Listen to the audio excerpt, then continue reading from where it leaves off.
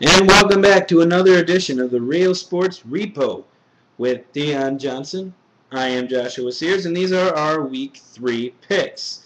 So we're going to start out with the matchup that involves Blaine Gabbert in his first NFL start against a guy who has two straight 400-yard passing games, and that is the Jags and the Panthers. What do you see happening in that game? I see the Panthers to win. Cam Newton throws for another 400 yards. And as far as the Jaguars go, I expect to see a lot of Maurice Jones-Drew. So I agree with you on that pick. I'm going with the Panthers as well. The next one we have the 2-0 Texans and the 1-1 Saints. Drew Brees have thrown for quite a few yards the last couple of weeks and quite a few points on the board as well. 64 to be exact. What do you see happening in that game? I see that actually being a possible shootout between the Texans and the Saints, but I see the Texans winning in the end. I see a lot of Ben Tate. I see a lot of Andre Johnson. I see a lot of Jacoby Jones. I see a lot of Matt Schaub. On the other end, I see the Saints continuing to put up points on the board, but I just don't think their defense is going to be able to hold up and keep these receivers intact. See, for me, I believe it's going to be the Saints offense going to be a little too powerful for the Texans to be able to catch up to. Not saying the Texans are a bad team, but I think the Saints are going to win this one. Next, we're going to talk about the 2-0 Patriots and the 2-0 Bills. Couple injuries on the Patriots. What do you see happening in this game? Well, I still see the Patriots rolling. I see Tom Brady having a great game passing wise again. All of his receivers get hit. He always spreads the ball around. He seems to find a way to hit Wes Welker on just about any pass he feels like hitting him on. And I just see them rolling. The Bills are a great Cinderella story, but unless that defense can hold up and pick a couple of passes off and be able to hold Tom Brady in check, then I see the Patriots winning. For me, I think that Bills defense is actually going to hold their own. Sean Merriman, among others, on that squad. I see the Bills winning this one by 3, only by 3. Next, we're going to talk about Chad Henne and the Dolphins and Colt McCoy and the Browns. What do you see going on with that game? I see Colt McCoy going crazy on the Dolphins. I see them winning very big. I see the Browns having a pretty good game. Hopefully, Peyton Hillis can continue to go without having to worry about the old Madden curse there. I don't really see much going on from the Dolphins at all. You know, Brandon Marshall and whatnot, and Chad Henne and those guys over there. I just don't see them winning too well. Okay. And for me, I got to agree with everything basically you just said. I got the Browns winning that one for those same reasons. Next, we've got Kyle Orton and the Broncos going up against the Tennessee Titans, who the Tennessee Titans did just come off a win against the Baltimore Ravens. What do you see going on with that game? I'm going to say that the Denver Broncos should win this game. Brandon Lloyd and Kyle Orton should be able to go ahead and take out the Titans. I feel like he should be able to go ahead and eat Corbin Finnegan up, chew him up, spit him out, and have a good game. I see the Titans having an okay game, but unless CJ2K starts to run like CJ2K, Titans will lose. And, well, actually, I see the Titans winning this game. I think Matt Hasselbeck and Chris Johnson actually have a pretty good game against a defense who's non-existent for the most part. So I actually see the Titans coming out in this one. Next, we have the rematch of last year's New Miracle at the New Meadowlands, where Deshaun Jackson took that punt back with no time left to win that game last year. What do you see happening in this matchup? I'm going to go ahead and go with the Eagles. I mean, they got their little dream team going on over there. You know, they're the Miami Heat of football. I expect to see Mike Vick, you know, playing in this game and doing his thing. Shady McCoy is playing awesome this year. I see Deshaun Jackson and Jeremy Maclin out there having pretty good games. I expect to see these three Pro Bowl cornerbacks step their game up and continue to assert themselves as the Pro Bowl cornerbacks that they are. It's been a little subpar kind of disappointing. So I expect them to step their game up and do big things. And for me, personally, I think I'm going to go with the Giants in this game. I'm going to ride with you, Eli. You say you're an elite quarterback. I'm going to ride with you. Don't prove me wrong. I'm going to take you over the Eagles, and to beat that defense and that dream team, I'm going to take the Giants. Next, we have the Lions and the Vikings. The Lions putting up 40 burgers the last 2 weeks. And the Vikings, not so much. What do you see happening in this game? I see another 40 burger. I even see a possible 50 points on that board. The Lions are rolling. The Lions are doing great. As long as Matthew Stafford is healthy, they will surprise people all year long. I don't see the Vikings doing much. I see a whole lot of Adrian Peterson in this game, but I can't really name too many receivers on the Minnesota Vikings. Donovan McNabb is a great quarterback, but if he doesn't really have too many people to throw to, what's he going to do? And for me as well, I got to go with the Lions. The Vikings have shown me nothing over the last few weeks, whereas the Lions have shown me that they're a playoff contender. So for me, I got to go with the Lions, and I say they win this one in a rout of at least 17 points. So next, I'm going to go with the 49ers and the Bengals. 49ers, of course, coming off that crushing defeat last week against Dallas in overtime. And the Bengals, of course, 1-1 on the season. So what do you see happening with this matchup? I'm going to say the 49ers bounce back. Let's hope Coach Harbaugh doesn't make any more crazy decisions and not putting points on the board or not trying to extend drives.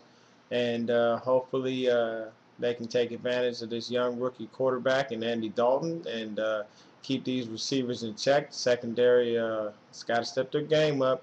Got a few picks last week, but didn't play well when it mattered. So I'll take the 49ers either way. Still got a couple of familiar faces on the Bengals, but should be able to pull it out. And for me, the same. I'm going with the 49ers. Just too many problems over there in Cincinnati. So our next game is the Jets and the Raiders. Jets, of course, 2-0 over the last 2 weeks. Raiders 1-1, but they were close in both games.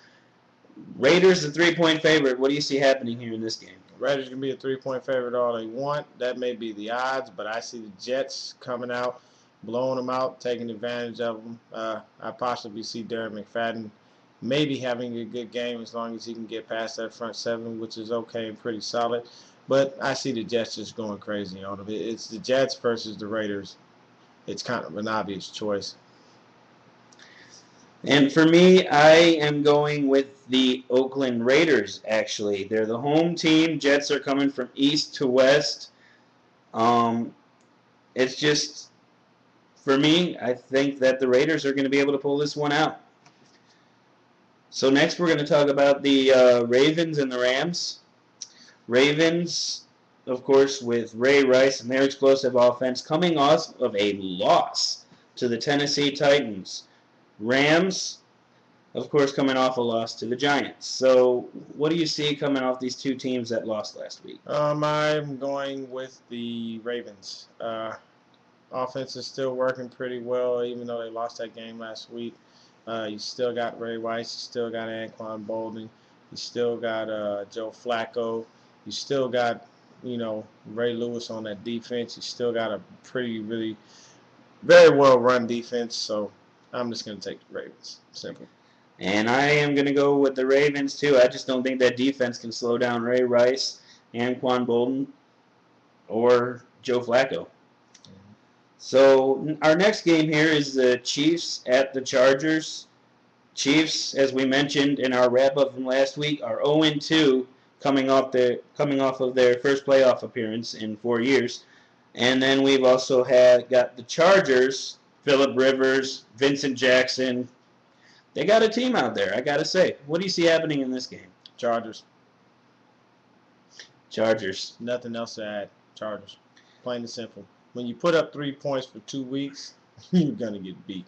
I'm sorry, but Matt Castle and everybody's got to step it up. Thomas Jones has to be that guy that ran for 1,000-yard season consecutively who nobody seemed to notice.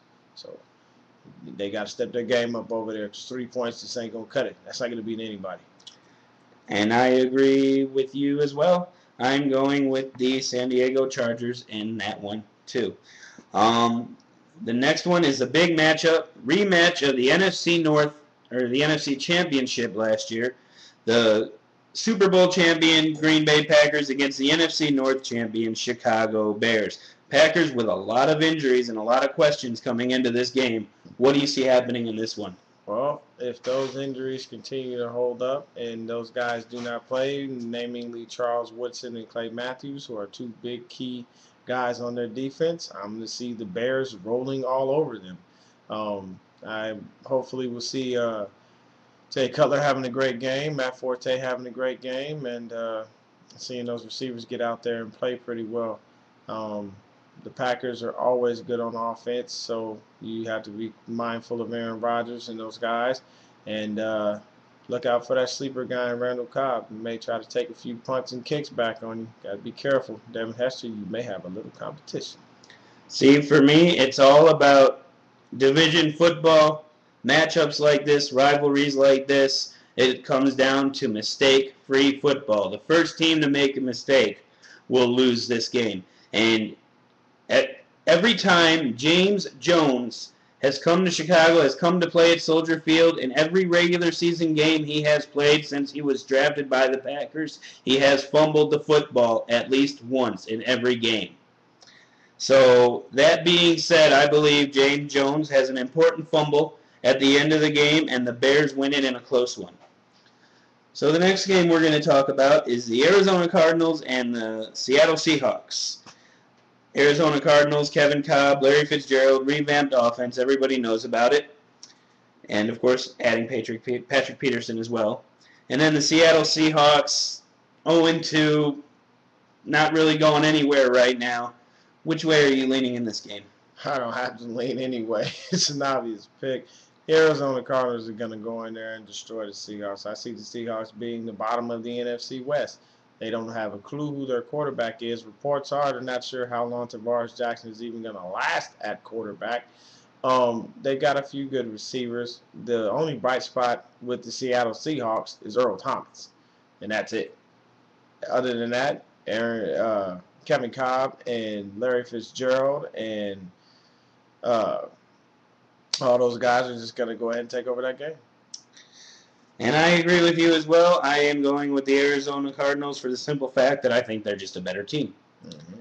So next we're going to go with the Falcons and the Buccaneers. Falcons, 1-1, coming off a great game against the Eagles. Not so great against Chicago in Week 1. And Tampa, what more can you say about them? They are a good young team. What do you see going on in this one? I'm going to go ahead and take Josh Freeman, LeGarrette Blount, and the Bucks. I see them continually rolling. I don't see that Matt Ryan has a bad game, but I'm going to have to go with Josh Freeman and the Bucks here. And I agree with you.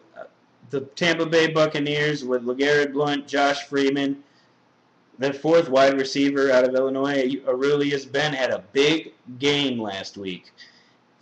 5 receptions for 87 yards, I believe. 2 touchdowns. He had a big game last week, and I think that continues. I'm going to go with Tampa Bay. Next game we're going to talk about is the Sunday night game, the Steelers against the Colts. Colts, of course, still don't know if they're going to start Kerry Collins or if they're going to start the kid from Purdue. But what do you see going on with this one? Obvious decision, Steelers. Big Ben will beat the crap out of that Colts defense. The Colts are in trouble. It is only week 3 in the season, but the panic button was pushed when Peyton was not going to take the field. That's it. The Colts will be done without Peyton on the field. Curtis Painter is not going to come in and be Matt Castle for the Patriots. It's just not going to happen. The Colts will continue to lose if Peyton Manning is not at the helm. And I agree. I'm going to take the Steelers as well. Very quickly, 20 seconds left. Redskins, Cowboys, who are you taking? Skins to beat the girls. And I'm going to say that Tony Romo doesn't even play. You'll see Des Bryant. You'll see Felix Jones. But the Skins will beat the Cowboys. and they will probably beat them by at least 10 points. I take the Skins as well. Thank you so much for joining us on our Week 3 pick.